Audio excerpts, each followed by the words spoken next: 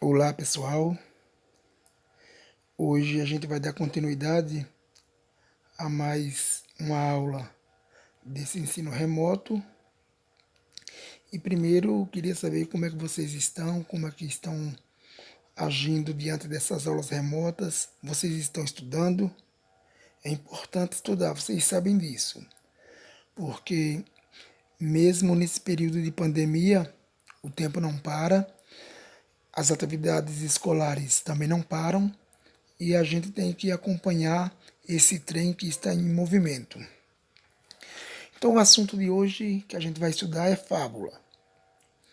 E o que é uma fábula? Com certeza vocês já estudaram isso nos anos anteriores. E a fábula, ela é um gênero do tipo narrativo muito popular. Ela é apreciada por pessoas de diferentes idades. E a fábula ela nasceu da tradição oral, ou seja, da fala das pessoas conversando e falando. Segundo estudos, a fábula ela é bastante antiga. Ela começou a existir lá no Oriente por volta do século V a.C. E, como o próprio nome remete, fábula, ela vem de fabulare, que significa história, jogo, narrativa. E essas histórias elas são contadas e passadas de geração para geração. Com certeza vocês já ouviram histórias em casa, na escola.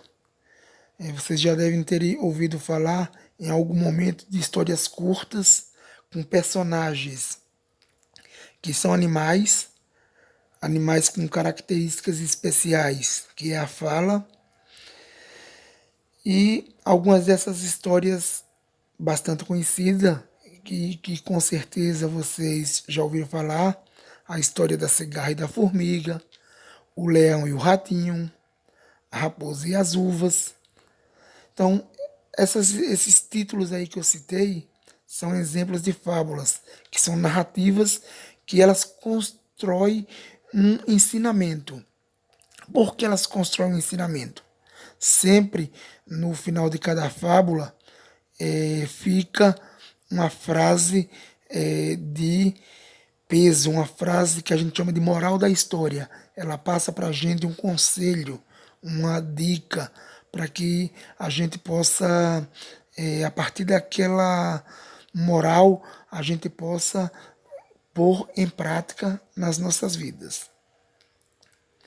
As principais características de uma fábula é que ela é uma narrativa de caráter ficcional, ou seja, ela é uma história inventada e que usa a alegoria para construir os seus sentidos. No caso, os animais que são os personagens, eles possuem características humanas do tipo ganância, preguiça, inveja, sabedoria, astúcia.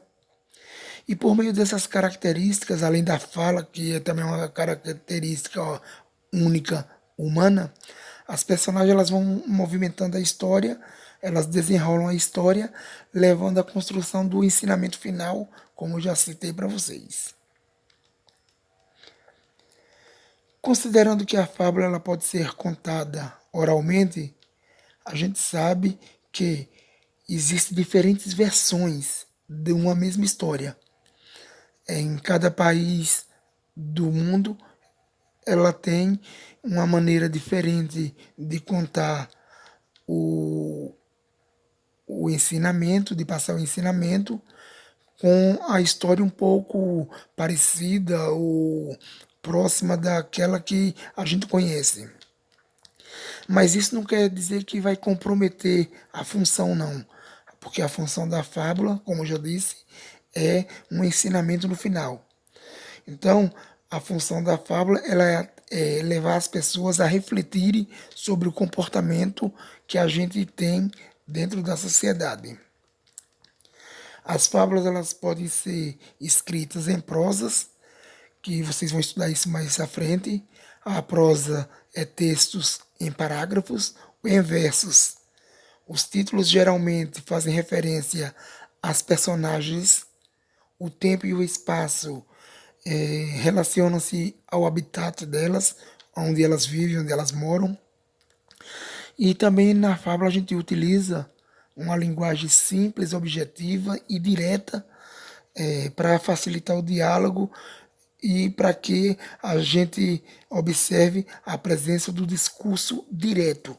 A gente fala diretamente com o ouvinte, com a pessoa que está ouvindo a fábula. Existem vários autores que se tornaram famosos por suas fábulas, que vocês também vão estudar isso mais à frente. Autores como Esopo, Fedro e La Fontaine.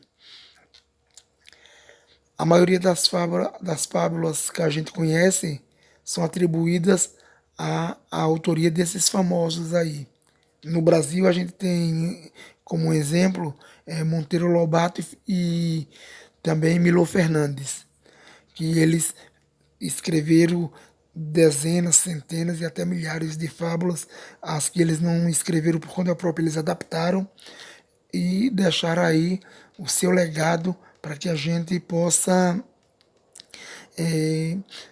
ler e tirar esses ensinamentos a partir dessas fábulas.